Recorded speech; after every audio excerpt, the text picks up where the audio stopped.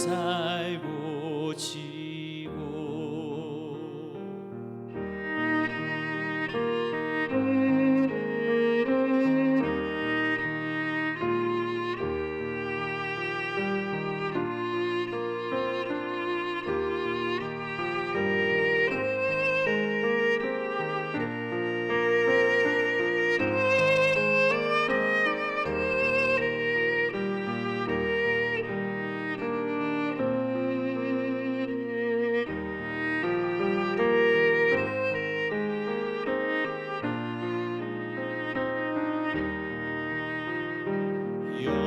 영원한 주님 내 승리의 주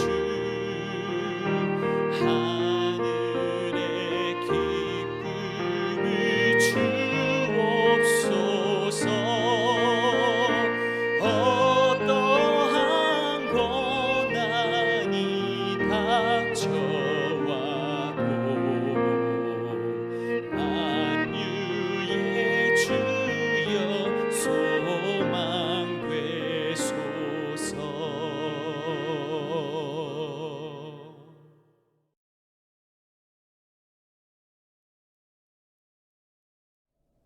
샬롬. 오늘 아침 하나님께서 우리에게 주시는 말씀은 마가복음 4장 35절에서 41절입니다. 제가 봉독하겠습니다. 그날 저물 때에 제자들에게 이르시되 우리가 저편으로 건너가자 하시니 그들이 무리를 떠나 예수를 배에 계신 그대로 모시고 가매 다른 배들도 함께 하더니 큰 강풍이 일어나며 물결이 배에 부딪혀 들어와 배에 가득하게 되었더라. 예수께서는 곧물에서 베개를 베고 주무시더니 제자들이 깨우며 이르되 선생님이여 우리가 죽게 된 것을 돌보지 아니하시나이까 하니 예수께서 깨어 바람을 꾸짖으시며 바다더러 이르시되 잠잠하라 고요하라 하시니 바람이 그치고 아주 잔잔하여지더라. 이에 제자들에게 이르시되 어찌하여 이렇게 무서워하느냐 너희가 어찌 믿음이 없느냐 하시니 그들이 심히 두려워하여 서로 말하되 그가 누구이기에 바람과 바다도 순종하는가 하였더라. 아멘. 샬롬. 오늘 아침 하나님께서 우리에게 주시는 말씀은 풍랑을 잔잔케 하시는 예수님에 대한 말씀입니다. 이제 예수님의 비유 가르침이 끝나고 다시 예수님의 사역으로 돌아갑니다. 마가복음은 출애굽기와 유사한 장면이 많이 등장해서 새 출애굽이라고 부르기도 합니다. 오늘 말씀 가운데 풍랑을 잔잔케 하시는 기적은 어떤 출애굽의 이미지를 담고 있을까요? 오늘 보면 예수님께서는 날이 저물자 갈릴리 바다를 건너기 원하십니다. 예수님의 비유 말씀을 듣던 무리를 떠나서 이제 배를 타고 가시는 것이죠. 그리고 다른 배들도 따랐습니다. 즉 많은 무리들이 따른 것이죠. 그런데 갑자기 큰 강풍이 일어 물결이 배에 부딪혀 들어와 배에 물이 가득하게 되었습니다. 말 그대로 비상 상태입니다. 이 위급한 상황에 예수님께서는 곧물에서 베개를 메고 주무시고 계셨습니다. 이에 제자들이 깨우면서 우리가 죽게 된 것을 돌보지 아니하시나이까 하고 외쳤습니다. 예수님께서 잠에서 깨어나시자 놀라운 일이 벌어졌습니다. 바람을 꾸짖으시고 바다에게 잠잠하라 고요하라 이렇게 말씀하시니까 바람이 그치고 바다가 잔잔해진 것입니다. 예수님께서는 바다를 잔잔케 하신 후 제자들을 책망하십니다. 어찌하여 그렇게 무서워하느냐 너희가 어찌 믿음이 없느냐. 이에 제자들은 심히 두려워하면서 서로 말했습니다. 그가 누구이기에 바람과 바다도 순종하는가. 여러분 예수님은 누구십니까? 오늘 이 바다가 잔잔케 된 기적이 보여주는 것은 바로 그것입니다. 예수님은 누구이신가? 오늘 이 기적 속에 보여지는 예수님은 완전한 인간인 동시에 완전한 하나님입니다. 그리고 마가복음의 표현으로는 바로 하나님의 아들입니다. 예수님께서는 계속해서 반복되는 사역으로 인해 피곤해서 배 고물에 누워서 주무실 수밖에 없었습니다. 얼마나 피곤하시면 광풍이 일어서 막 파도가 배 안으로 물이 막 넘쳐 들어오는데도 주무셨겠습니까? 이는 예수님이 완전한 사람이심을 의미합니다. 우리와 똑같이 피곤하시고 우리와 똑같이 지치신 것입니다. 동시에 마가복음 1장부터 우리에게 밝히 알려진 사실은 무엇입니까? 마가복음 1장 1절은 하나님의 아들 예수 그리스도의 복음의 시작이라 이렇게 시작하고 있습니다. 예수님은 하나님의 아들이라는 것입니다. 그것은 예수님의 신성을 의미합니다. 그리고 예수님의 메시아 되신 것, 그리고 우리를 구원할 자이심을 나타내고 있는 것입니다. 신명기 26장 8절을 제가 읽어보겠습니다. 여호와께서 강한 손과 편 팔로 큰 위엄과 이적과 기사로 우리를 애굽에서 인도하여 내시고, 제가 처음에 마가복음이 새 출애굽기라고 말씀드렸는데, 이러한 모습, 여호와께서 강한 손과 편팔로 애굽에서, 그리고 큰 위엄과 이적과 기사로 애굽에서 구원하여 내신 모습이 이 풍랑을 잠잠케 하신 예수님의 모습에서 나타나고 있는 것입니다. 그 주님으로부터 어떤 능력이 나타난 것입니까?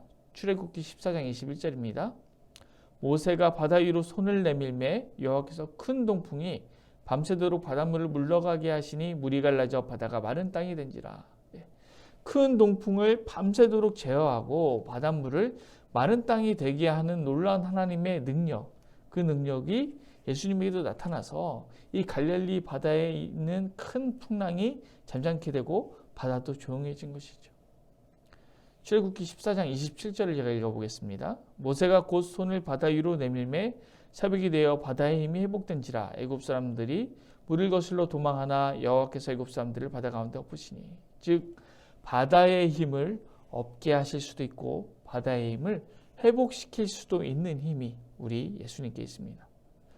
이 고대 근동에서 바다와 물은 죽음을 의미했습니다. 그래서 물세례는 죽었다가 살아남, 그리고 죄 씻음을 함께 의미하죠. 그리고 애굽 사람들은 이 바다의 힘이 회복되면서 모두 죽음을 맞이했습니다. 이 성난, 죽음과 같은 파도를 제어하시는 것이 바로 예수님의 능력이고 권세인 것입니다. 예수님은 하나님의 아들이요 구원자 메시아이신 것이죠. 그런데 제자들은 이 예수님을 앞에 두고도 예수님이 누구인지 몰랐습니다. 41절을 읽어보겠습니다. 그들이 심히 두려워하여 서로 말하되 그가 누구이기에 바람과 바다도 순종하는가 하였더라. 네. 그런데 여러분, 이것이 알미의 문제일까요? 그렇지 않습니다. 주님께서는 너희가 알지 못하느냐 이렇게 묻지 않으십니다. 마가복음 4장 40절입니다. 이에 제자들에게 이르시되 어찌하여 이렇게 무서워하느냐 너희가 어찌 믿음이 없느냐 하시니. 주님께서는 제자들에게 어찌 믿음이 없느냐 이렇게 말씀하십니다. 요즘은 신앙의 문제를 알매의 문제라고 생각하시는 분들이 많은 것 같습니다. 그러나 그렇지 않습니다. 신앙은 믿음의 문제이고 또 믿기 전에는, 신앙하기 전에는 아무것도 알 수가 없습니다.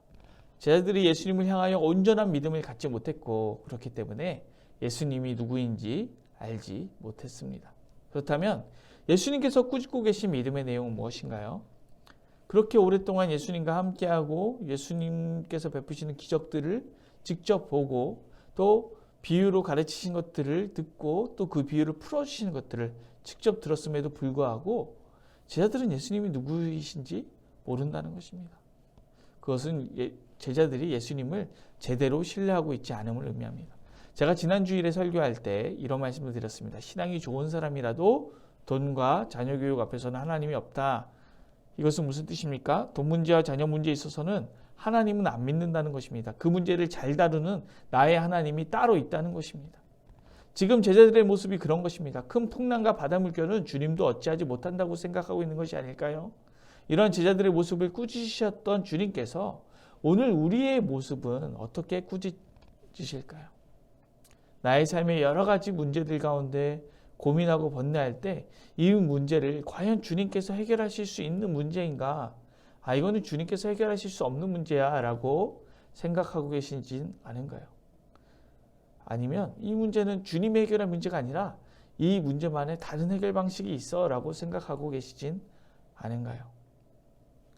혹은 주님이 곧 해결해 주실 텐데 신뢰하지 못하고 너무나 분주하고 성급하게 주님을 원망하고 발을 동동 구르고 계시진 않은가요? 오늘은 주님을 신뢰하지 못했던 여러 모습들을 회개하며 주님, 내 삶의 그 어떤 부분이라고 할지라도 우리 주님께서 역사하십니다라는 온전한 믿음으로 주님 앞에 나아갔으면 좋겠습니다.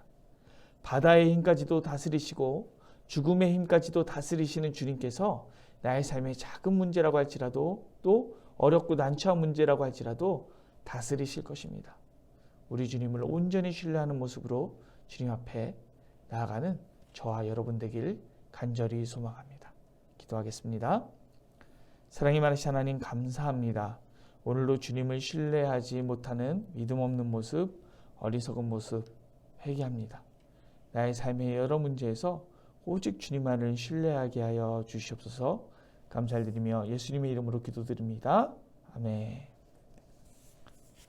오늘 도고 기도는 필리핀 방카트랄랄라 하나님의 자녀들 교회와 어린이집을 위하여 기도하겠습니다. 이어서 기도하실 때 우리 스스로 회복 중이신 담임 목사님 목의 회복을 위해서 기도해 주시고, 또 치료 중에 있는 교회 식구들을 위하여, 그리고 어려운 가운데 있는 이웃들을 위하여 코로나 사태가 조속히 해결될 수 있도록, 그리고 오늘 묵상한 말씀을 붙들고 각자의 기도 제목을 가지고 기도하겠습니다. 기도합니다.